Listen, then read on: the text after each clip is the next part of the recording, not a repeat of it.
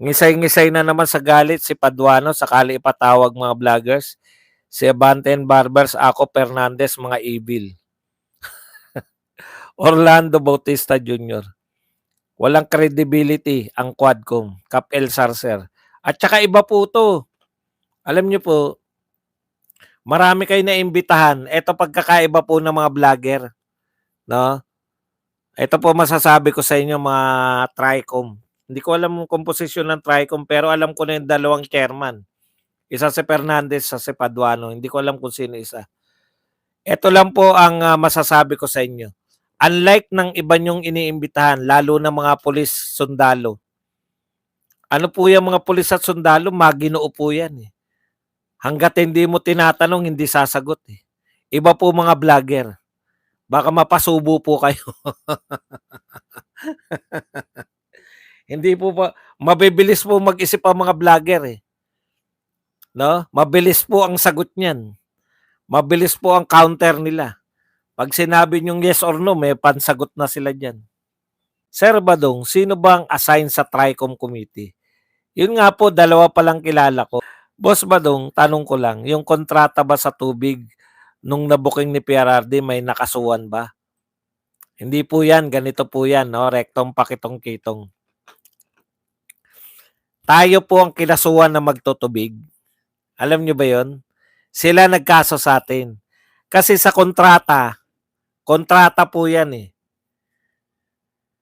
Pag ang gobyerno hindi pumayag, halimbawa, nag-request yung magtutubig na magtataas kami ng piso kada litro at hindi pumayag yung gobyerno, hindi nila pinatupad, ang magkakarga ng piso kada litro, yung gobyerno. Yun yung pinirmahan nila. Di ba? Ngayon, syempre, ayaw magbayad ng gobyerno. Di ko alam kung si Gloria, si Pinoy, kung sino sa kanila ayaw magbayad. Malamang si Pinoy. Kay Gloria naganap yung pirmahan. Nagsampa ngayon ng reklamo yung magtutubig sa Singapore. Singapore. Bumaba yung hatol ng sa Singapore court panahon na ni Digong. Siguro kung ibang presidente, babayaran nila yung mga magtutubig. Ang ginawa ni Digong, minura niya yung magtutubig. PI kayo. Sabi ng magtutubig, hindi na po namin sisingilin yung pinapanalunan namin. Ayan po yan. Diniscuss talaga ni Tatay Digong, eto yung kontrata nyo. Pag yung kontrata nyo tinapat sa anti-corrupt law, pareho. Hindi na sila nagpurso. Tapos pina-review ni Tatay Digong yung contract with magtutubig. Hindi ko na alam kung ano nangyari. Ngayon, kung ang tanong mo, sinampahan ba ng kaso? Anong sasampa mo ng kaso? Contract yun between government at magtutubig. Pinatutupad lang na magtutubig yung kontrata. Nakipagkontrata yung gobyerno, kaya nga doon ko na unawaan, grabe pala. Grabe pala talaga yung mga oligarko. Oligarko talaga yung baliwala po yan. Ang pagnanakaw po ng mga congressman, senador, at mga tao sa gobyerno, illegal. Pero yung mga pagnanakaw ng oligarko, legal. Nakasulat sa kontrata. Kaya sabi ko po, tindi nitong Digong. Ayan po talagang inangaan ko kay Digong eh. Wala talagang presidente. As in wala. Wala as in wala. Tanging si Digong lang ang nakagawa ng ganyan sa mga oligarko. Kaya galit sa kanya yung mga oligarko eh. Kaya ang hirap. Yun yung dinidiscuss namin na mahirapan yung people power against Marcos kasi walang oligarko. Kalaban lahat ni Digong.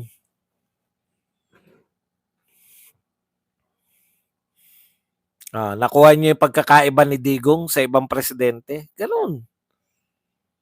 Ngayon, yung tinatanong nyo kung may nasampahan, ano yung sasampa mong kaso sa oligarko? Illegal nga. legal yung kanilang ginagawa. Doon niyo mauunawaan ngayon, doon niyo mauunawaan kung bakit yung mga oligarko, bakit sila mga kingmaker. Anong mahita nila pag nagbibigay sila ng pera sa mga politiko? Yan ang nahita nila. Hindi sila kinakailangan magnakaw. Papaboran sila ng batas. Na-expose din yan ni Marcoleta yung panahon nung ABS-CBN. Yung mga batas na hindi natin alam dahil para lang sa mga oligarko. 'Di ba? Yung talagang bilyon-bilyon yun kumpara nyo sa ninanakaw na milyon-milyon lang. Naintindihan nyo mga kapatid, yun. Kaya grabe ang mga tao talaga.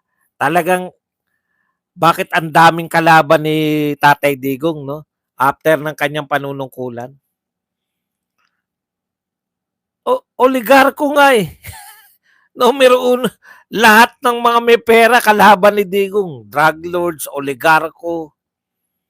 Wala ka talaga eh. Kaya lahat ng mga nag-aano kay Digong ngayon, umuusig kay Digong, yan yun. Lahat ng umuusig sa mga Duterte. Kaya kayong mga mamamayang Pilipino, nagkaroon na tayo ng presidente at tutuloy ng anak niya. Kung papadala kayo dyan sa pera ng mga oligarko at mga drug lord, it is called regulatory capture. Marami po talaga na pinigil si Tatay Digong sa mga oligarko. Yun na lang mga pagbabayad nila ng buwis. Naiikutan nila yan eh. Mura lang ni Tatay Digong nagbayad. Alam nyo, sila benta ng benta, di ba? Si Recto hanap na maibebenta. Si Tatay Digong, hinahanapan niya yung mga oligarko ng mga katarantaduhan, pinagbabayad niya. Nagbabayad ng buwis. Kaya hindi tayo kinakapos. Hindi tayo sa panahon ni Digong, hindi tayo naghikaos ng ganito na lahat binibenta. Sabihin nila, mahirap pa rin naman tayo kay Tatay Digong. Hindi tayo nagbebenta ng ganito. Cheryl Hernandez, thank you very much sa 4 euros na pangkape.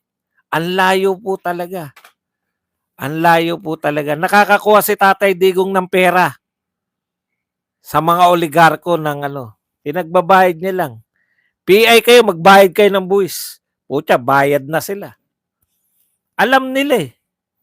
Alam nila yung kakayahan ni Tatay Digong kung anong pwedeng gawin sa kanila. Kaya yung sinasabi nyo na wala naman nagawa si Digong, utot nyo. Bilyon-bilyon na kukolekta natin na buwis dahil doon sa mga yun.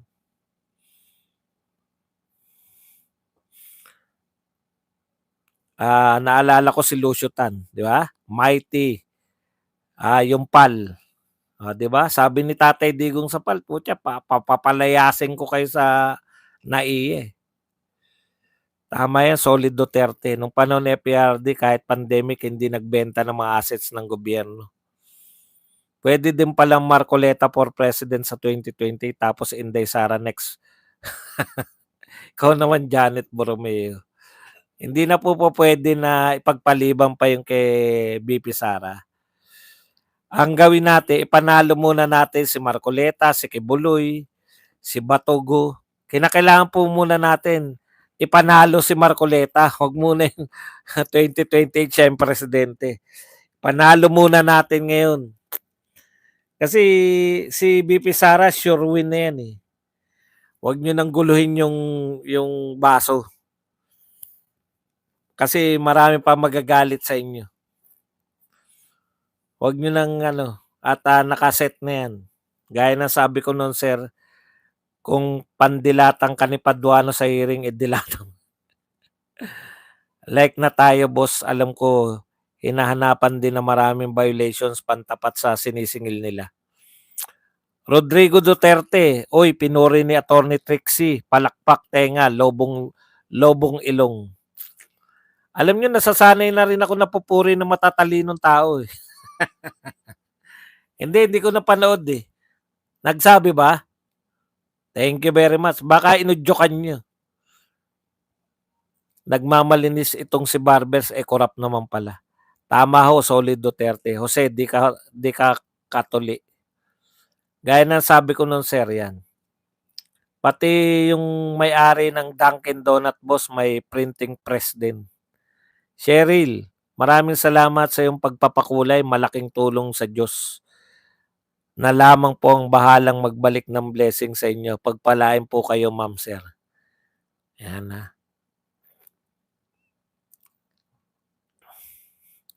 Matagal pa 2028 ang kailangan ang ngayon. Ayan po, 2025. Ngayon po yun. Ngayon na po tayo bumoto. Itong mga ginawa, straight po natin. Nako, kasi pag nag-ano kayo ng popular, meron ng meron ng karanasan. Magtanong kayo ha. Gusto ko kayo magtanong. Ano masasabi mo sa executive clemency binigay ni BBM kay Jed Mabilog? Hinahanap ko nga yung balita na yan kasi karirinig ko lang. Pero yun, mapapansin natin yan. Nakalabas na ngayon yung mga lahat ng mga may problema sa droga. Gusto ko munang basahin yan. Pasensya ka na, okay. Mahirap mag-react nung hindi ko nababasa eh. Hindi ko alam kung ano yung clemency, kung anong kaso. May nabasahan lang ako ng isang post, pero gusto kong matiyak kasi hindi ko makuha yung source niya eh. Pag-uusapan natin yan. Pag nakita ko na yung source, mahirap mag-react nang wala ka naman na pwedeng totoo, pwedeng hindi. Pero malamang totoo yan, kaya lang hindi ko pa alam yung detalye. Okay? Mag-collab sana kayo ni Attorney Trixie Serbadong. Alam niyo naman, 'di ba? Matagal ko na sinabi sa inyo na nahirapan ako makipag-collab. Hindi ako sanay.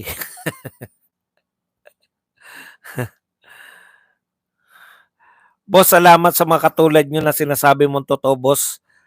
Sara, sana wag kang makinig sa mga manggugulo lang basta tayo solid Duterte.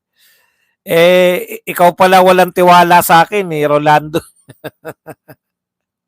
Magtiwala ka sa akin. Joseph Trance, pinakamalaki magbayad ng tax, boss Bads ang Mighty Corp. Tinakot ni Tatay Diggs pag di magbayad kasuhan ng economic sabotage.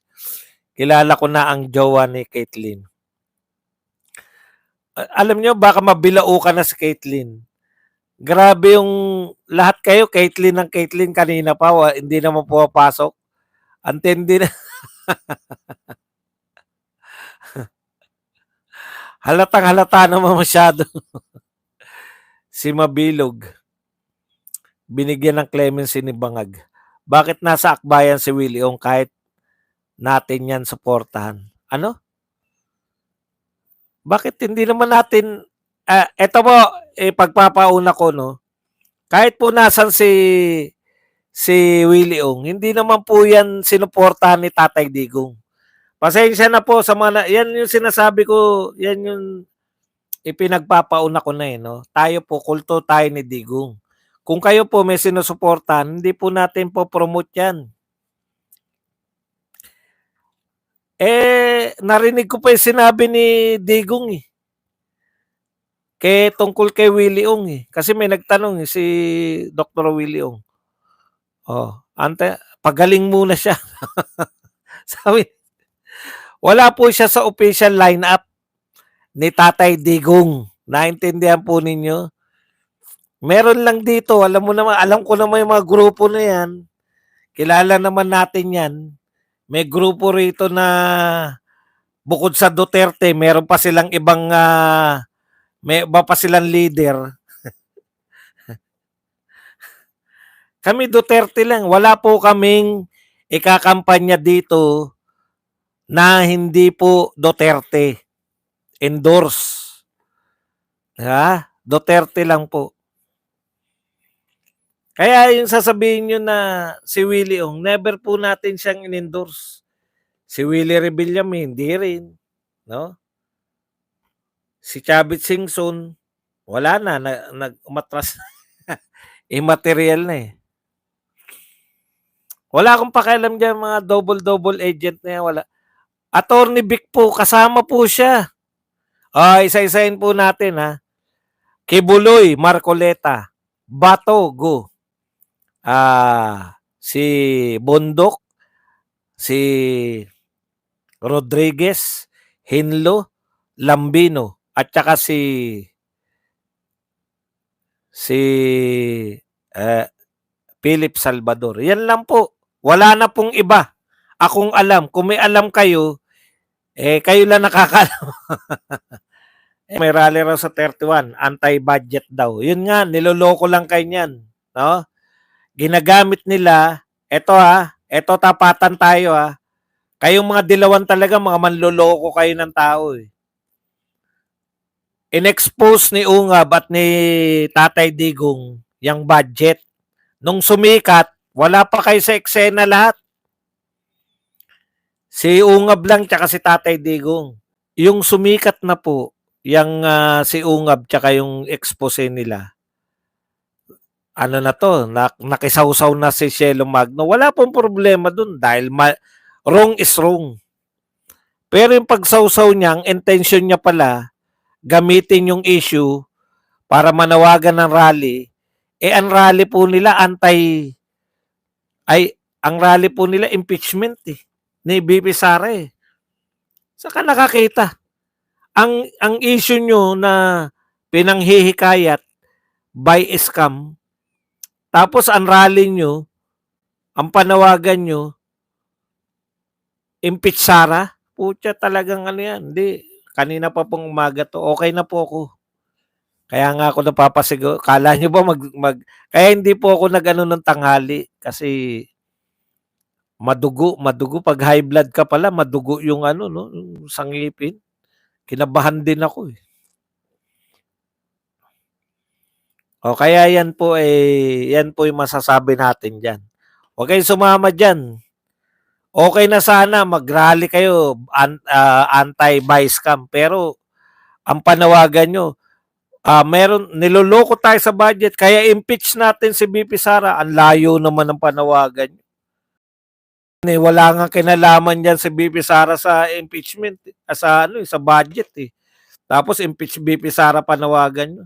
Po ang malinaw na panggagamit sa issue tapos iba yung panawagan. Okay lang sana kung ang panawagan nila ibasura ang budget, ibasura ang 2025 budget, tutulan ng buy scam.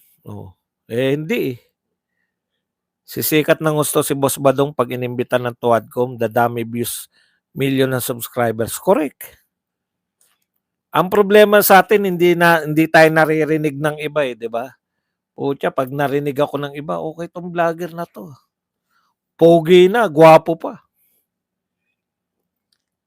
Ito ang tandaan ng mga bobo. Ang vlogger sa hindi fake news dahil hindi news ang sinasabi nila. Ibang commentary sa news, FYI, bobong Tricom. Correct. Ibang motibo ni Shell Magno and Company. Manlin lang yung motibo nila. Paano? Nakakadalawang rally na sila na impeach BP Sara. Wala nagpupunta.